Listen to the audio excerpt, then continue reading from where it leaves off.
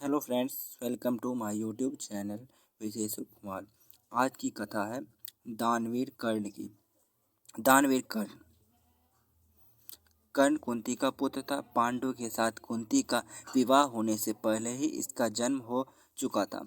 लोक लज्जा के कारण उसने यह भेंट किसी को नहीं बताया और चुपचाप एक पिटारी में रखकर उस शिशु को अश्व नाम की नदी में फेंक दिया था। इसके जन्म की कथा बड़ी विचित्र है।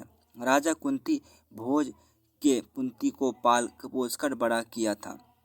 राजा के यहाँ एक बार महर्षि दुर्वासा आए।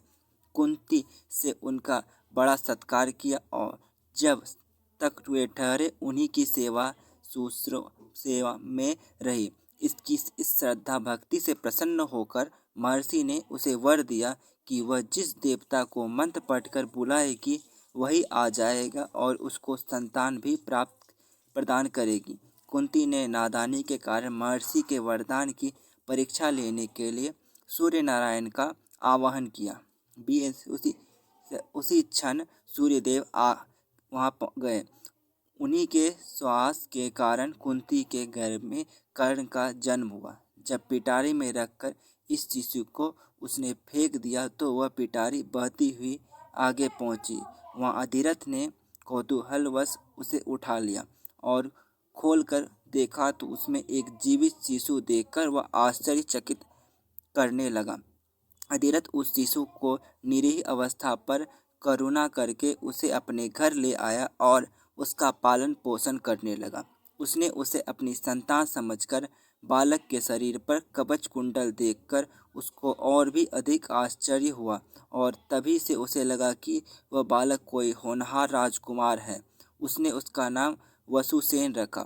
वसु का अर्थ धन, कवच कुंडल रूपी धन उसके पास था। विधाता ने ही उसको इसे दिया था, इसीलिए उसका नाम वसुसेन उचित ही था। वसुसेन जब कुछ बड़ा हुआ तो उसने शास्त्रों का अध्ययन करना आरंभ कर दिया। वह सूर्य का उपासक था। प्रातःकाल से लेकर संध्या तक वह सूर्य की उपासना ही किया करता था। दाने भी बहुत बड़ा था। उपासना के समय कोई भी आकर उससे जो कुछ भी मांगता वह बिना हिचकिचाए उसको दे देता था। अमूल्य से अमूल्य वस्तु से उसको मोह नहीं था। उसका गौरव तो दानवीर कहलाने में था और अपने कृत्यों से उसने वास्तव में यह सिद्ध भी कर दिया। वह दानवीर था। उसके समान दानी कौरवों और पांडवों में और कोई नहीं था। उसका परिचय तो हमें उस समय मिलता है जब इंद्र ब्राह्मण का वेश धारण करके उसके पास उसकी अमूल्य निधि कवच कुंडल मांगने गया था। उस समय कर्ण ने देवराज का स्वागत किया था और सहर्ष अपने कवच कुंडल उतार कर दे दिए थे। दान करते समय अपने हित या अहित विचार वह नहीं करता था। यद्यपि सूर्य भगवान पहले उसे मना कर चुके थे वह इन कवच कुंडल को किसी को भी ना दे, लेकिन दानवीर कर्ण किसी याचक को निराश करके वापस लौटाना तो जानता ही नहीं था। कर्ण के इस साहस के कारण ही उसका नाम वैकर्तन पड़ा। यदि इस कवच कुंडलों को वह नहीं देता तो कोई भी योद्धा उसे युद्ध में परास्त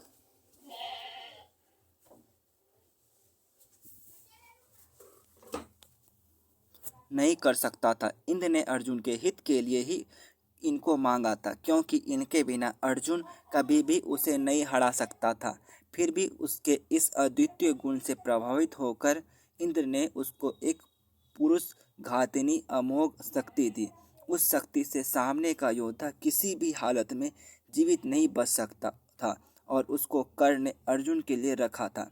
लेकिन श्री कृष्ण ने चाल चली और कर्ण की उस शक्ति को घटोत्कच पर चलवा कर अर्जुन के जीवन पर आए इस खतरे को सदा के लिए मिटा दिया। घटोत्कच जो आकाश में विचरण करके कौरवों पर अग्नि की वर्षा कर रहा था, जिसने एक बार तो सारी सेना को पूरी तरह विचलित कर डाला था, शक्ति लगते ही निर्जीव होकर पृथ्वी पर गिर पड़ा। धनुर्विद्या में कर्ण अर्जुन के समान ही कुशल था। एक बार जब महाराज धृतराष्ट्र की आज्ञा से कौरव पांडवों की अस्त्र शिक्षा की परीक्षा के लिए एक समारोह किया गया था तो अर्जुन ने अपने अस्त्र शिक्षा के कौशल से सबको चकित कर दिया था। उसने ऐसी ऐसी क्रियाएं कर दिखाई थी कि किसी भी योद्धा की हिम्मत नहीं होती थी कि उसका जवाब दे सके। एक विजेता की तरह के कौशल दिखाकर वह प्रशंसा लूट रहा था।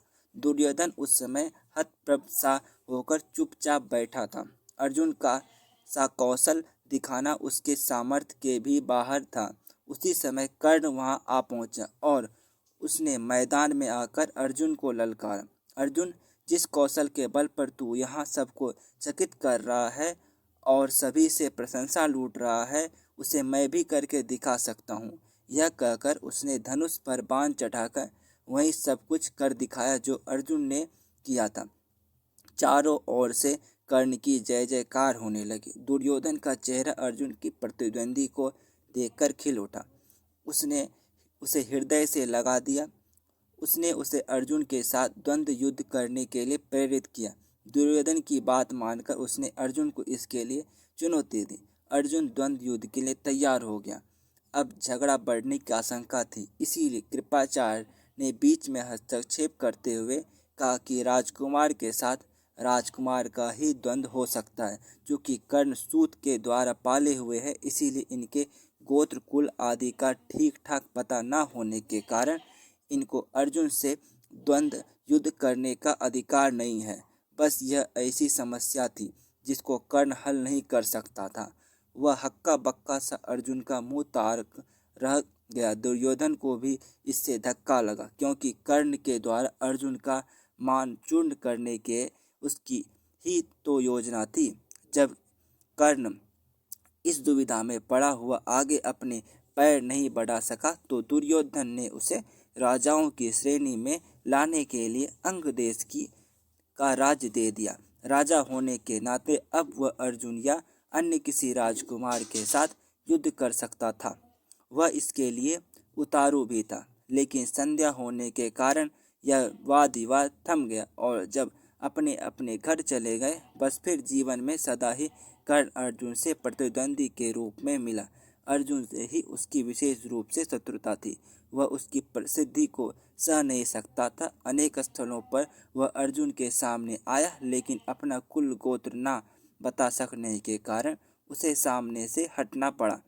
वह सूत पुत्र कहलाता था, क्योंकि सूत ने ही उसको पाला था। इसी कारण द्रौपदी के स्वयंवर में भी घूमती मछली की आंख बेदनी की सामर्थ्य रखते हुए भी उसको अवसर नहीं दिया गया।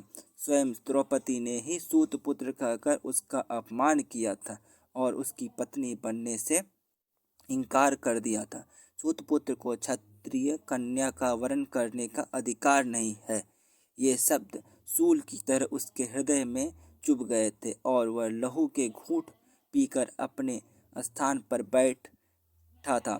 लेकिन द्रौपदी के प्रति उसकी घृणा इतनी बढ़ गई थी कि भरी सभा में दुशासन ने द्रौपदी को करना चाहा था तो उसने उसका तनिक भी विरोध नहीं किया था, बल्कि द्रौपदी की हंसी उसने लड़ाई थी। जब दुर्योधन के भाई विकर्ण ने कौरवों के इस घृणित व्यवहार की निंदा की थी तो कर्ण ने उससे कहा था, विकर्ण, तुम अपने कुल की हानि करने के लिए पैदा हुए हो।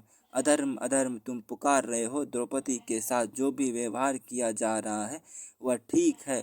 वह दासी है और दासी के ऊपर स्वामी का पूरा अधिकार होता है। यह कहकर उसने द्रौपदी के द्वारा किए अपने अपमान का बदला चुकाया था। उस समय उसका हृदय पत्थर की तरह कठोर हो गया था। जैसे भी बन पड़ा, उसने द्रौपदी का अपमान किया, उसे 5 पुरुषों की व्यभिचारिणी स्त्री कहा और हर तरह से उसे धिक्कारा। उस समय प्रतिशोध की आग में जलते हुए उसने उचित अनुचित का विचार बिल्कुल छोड़ दिया।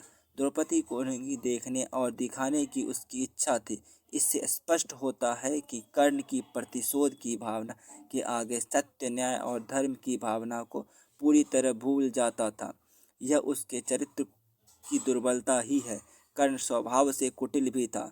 वह दुर्योधन को इसी प्रकार कुचक्र रचने की सलाह दिया करता था जैसे शकुनी देता था।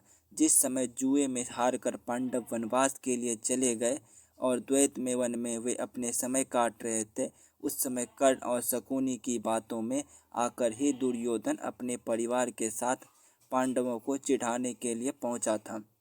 लेकिन यहाँ चित्रसेन नामक गंधर्व से इनका सामना हो गया। भीषण युद्ध हुआ। गंधर्व राजा ने अपने पराक्रम से सबको परास्त कर दिया और परिवार सहित सभी को उसने बंदी बना लिया।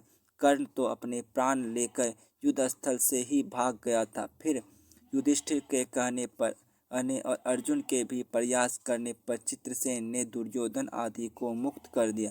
कर्ण अहंकारी बहुत था, उसे अपने पराक्रम पर बड़ा घमंड था और बार बार दुर्योधन को प्रसन्न करने के लिए वह कहा करता था कि वह एक क्षण में ही अर्जुन को मार गिराएगा। इसके लिए भगवान परशुराम द्वारा सिखाए हुए अपने अस्त्र कौशल की दुहाई देता था। यहाँ तक कि भीष्म पितामह, गुरु द्रोणाचार्य आदि के सामने भी वह अपनी सेखी बघाड़ने से बाज नहीं आता था। एक दिन पितामह से ना रहा गया। उन्होंने इसे फटकारते हुए कहा, दुराभिमानी कर्ण, व्यर्थ की बात क्यों किया करता है? खांडव दाह के समय श्री कृष्ण और अर्जुन ने जो वीरता प्रकट की थी, उसको याद करके तुझे लज्जित होना चाहिए। क्या तू श्री कृष्ण को साधारण व्यक्ति समझता है? वे अपने चक्र से तेरी उस अमोघ शक्ति को खंड खंड कर देंगे। व्यर्थ दंभ करना एक सच्चे वीर का गुण नहीं है। पितामह की यह बात सुनकर कर्ण क्रुद्ध हो उठा और उसने झल्ला कर अपने शस्त्र फेंक दिया और कहा, पितामह ने सभी के सामने मुझे लज्जित किया है। अब तो इनकी मृत्यु हो जाने पर ही मैं अपना पराक्रम दिखाऊंगा। इसी दुराग्रह के कारण जब तक भीष्म पितामह जीवित रहकर युद्ध करते रहे, कर्ण ने युद्ध में हाथ नहीं बटाया। जब उसने सुन लिया कि वे धराशायी हो चुके हैं, उस क्षण प्रसन्न होकर वह दुर्योधन के पक्ष में आकर शत्रु से युद्ध करने लगा। गुरुद्रोण के पश्चात कौरव सेना का तीसरा सेनापति वही था। इस वृत्तांत से यही स्पष्ट होता है कि वह अत्यधिक क्रोधी स्वभाव का था। सदा अहंकार में उसकी बुद्धि डूबी रहती थी और इस कारण बुद्धि मानों की बात भी बुरी लगती थी। इसके विपरीत अर्जुन धीर, बुद्धि और विनयशील था। इस सब के होते हुए भी कर्ण अपनी बात का धनी था। जो कुछ भी वचन वह दे देता था, उससे हटना तो वह जानता ही नहीं था। श्री कृष्ण ने उसे यह बता दिया था कि वह कुंती का ज्येष्ठ पुत्र है और साथ में उन्होंने उससे पांडवों की ओर मिल जाने का आग्रह भी किया था। लेकिन सब कुछ सुनकर भी उसने दुर्योधन के साथ विश्वासघात करने उचित नहीं समझा। श्री कृष्ण ने कहा था, कर्ण भाइयों के विरुद्ध लड़कर उनको मारने की कामना करना पाप है। इसीलिए तुम कौरवों का साथ छोड़कर पांडवों का पक्ष ले लो। युधिष्ठिर तुम्हें अपना अग्रज मानकर अपना जीता हुआ साम्राज्य तुम्हें ही दे देंगे। श्री कृष्ण की यह प्रलोभन भरी बातें सुनकर भी कर्ण अपने वचन पर दृढ़ रहा और कहने लगा, श्री कृष्ण, दुर्योधन के साथ विश्वासघात करना सबसे बड़ा पाप है। यदि मैं उसकी मित्रता को तोड़कर पांडवों की ओर मिल जाऊंगा तो सब यही कहेंगे, कर्ण अर्जुन से डरकर उनकी ओर मिल गया। फिर मैं ऐसा क्या करूं? मेरी माँ ने तो मुझे मारने का सारा प्रबंध कर दिया था।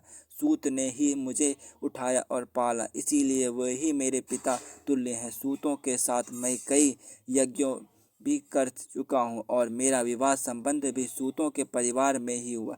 फिर मेरा पांडवों से क्या संबंध रहा? धृतराष्ट्र के घराने में ही दुर्योधन के आश्रित मैं रहा हूँ और 13 वर्षों तक मैंने उन्हीं का दिया हुआ राज्य किया है। फिर कैसे उनके साथ विश्वासघात कर दूं? दुर्योधन को मेरे ऊपर पूरा विश्वास है। मेरे कहने से ही तो उसने इस युद्ध को मोल लिया और अर्जुन के प्रतिद्वंदी के रूप में दुर्योधन की आशाएं मेरे ऊपर ही तो लगी हुई है। इस परिस्थिति में अपने आश्रयदाता और मित्र दुर्योधन को छोड़कर मैं कभी पांडव पक्ष में नहीं मिल सकता। फिर यदि एक बार मैं मिल भी गया तो युधिष्ठिर जो राज्य मुझे देगा, उसे अपने वचन के अनुसार मुझे दुर्योधन को देना होगा। इससे तो पांडवों का सारा प्रयत्न ही निष्फल चला जाएगा।